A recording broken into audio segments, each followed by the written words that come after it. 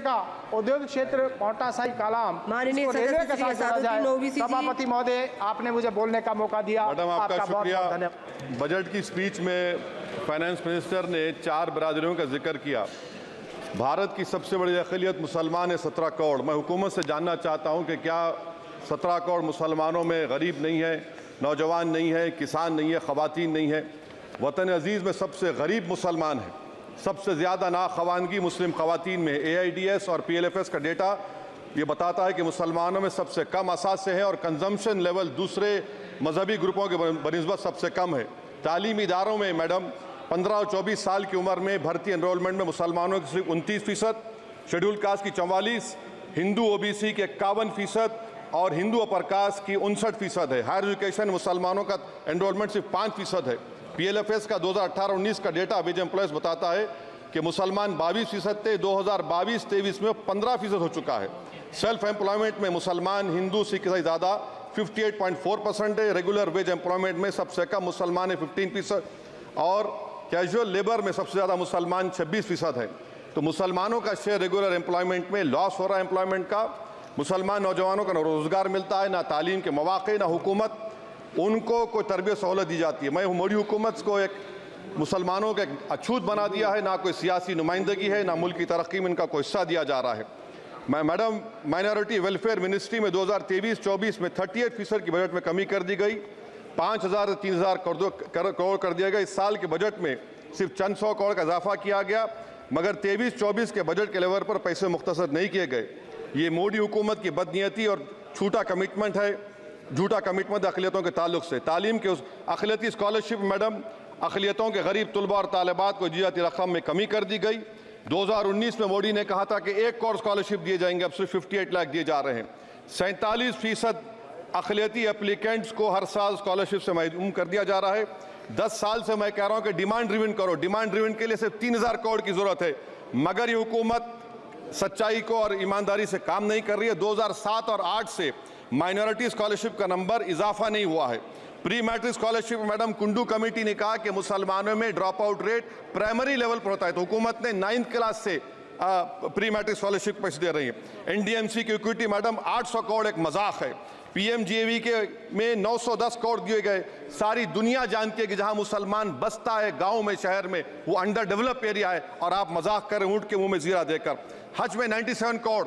हज कमेटी एक रिश्वत का मरकज बन चुका है। प्राइवेट टूर ऑपरेटर्स के एक लाइसेंस के लिए पैसे देना पड़ता है, बिल्डिंग सिलेक्शन के लिए पैसे देना पड़ता है, मीना मुजदलफा में कंपनी के सिलेक्शन के लिए पैसे देना पड़ता है। मैं हुकूमत से मुतालबा करता हूं कि उसको ख़त्म किया जाए और CBI से इंक्वायरी करवाई जाए। मोदी हुकूमत को अक़लियतों, बिल्कुल मुसलमानों से नफरत को ख़त्म करना पड़ेगा। मुसलमानों को उनका दस्तूरी हक मिलना चाहिए। आप कैसे विकसित भारत बनाएंगे अगर 17 करोड़ मुसलमान नफरत करेंगे? मैडम, पूरी स्पीच में फाइनेंस मिनिस्टर के बच्चों का जिक्र नहीं है। आज हमारे देश में 66 लाख बच्चे रोज भूखे सोते हैं। 46 मिलियन बच्चे स्टंटेड हैं मेल न्यूट्रिशन की वजह से। 25 मिलियन बच्चे वेस्टेड हैं। मासूम बच्चों की ये बदकिस्मती और बदबख्ती है कि एक शख्स चाय बेचकर वजीर आजम बन गया। LTC long term capital gain tax madam was decreased from 20 to 12.5%. However, the indexation benefit has been removed and won't apply to any property purchased after 2001.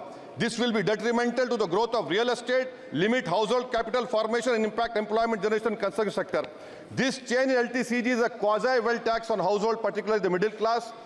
Internship program madam, 5 साल में आप 1 करोड़ लोगों को इंटर्न कराएंगे, यानी एक कंपनी को 4,000 लोगों को ट्रेन करना पड़ेगा। मुझे बताइए क्या ये बड़ी कंपनी का माने क्या है? It is unachievable. Will it be based on market cap, revenue, employ size? Maybe prime minister Modi is saying to Agniveer to do internship after 4 years of service in armed forces. Madam, 21 billion people have given up all hope and stopped looking for jobs.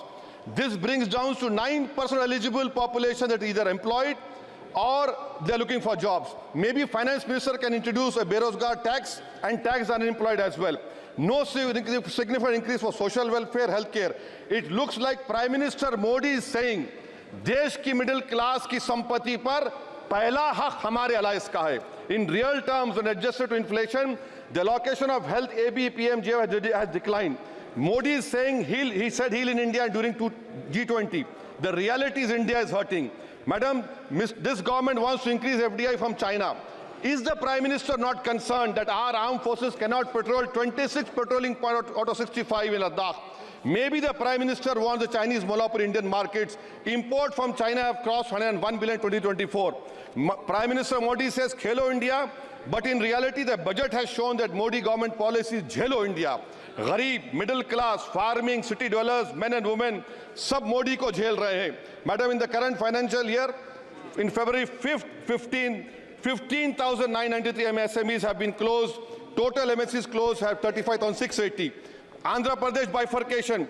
This parliament passed a law. For last 10 years, Modi government has shown their intellectual dishonesty in not giving ITR, IIM, Bayaram Steel Factory, Railway Corridor Hazipet, recognition of Palmaru as National Irrigation Project. This shows intellectual dishonesty of this government. Madam, I end my speech by quoting a famous poet, and I'm amending certain verses.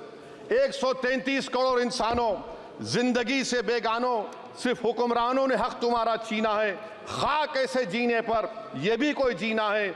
बेशऊर भी तुमको बेशऊर कहते हैं। सोचता हो ये नादान कैसे हवा में रहते हैं। 133 करोड़ इंसानों, कब तक ये खामोशी? चलते फिरते जिंदानों, गरीब खवातीन, नौजवानों, किसानों से रोने की सदाएं आती हैं। जब शबाब पर आकर खेत लहलाता है, किसके नयन रोते हैं, कौन मुस्कुराता है? काश तुम भी समझो, काश तुम भी जानो किस कदर भयानक है जुल्म का ये ढब। देखो रख से आतिश व आहन देखते ही जाओगे, होश में ना आओगे। और अनएम्प्लॉयमेंट पर अभी बोला गया नौकरियां दे रहे हैं, तो शायर ने इनके बारे में अच्छा कहा कि फूल शाखों पर खिलने लगे तुम कहो, जाम जिंदों को मिलने लगे तुम कहो, चाक सीनों के सिलने लगे तुम कहो। इस खुली झूठ को, जहन की लूट को मैं नहीं मानता, मैं नहीं जानता। शुक्रिया मैडम। माननीय सदस्य श्री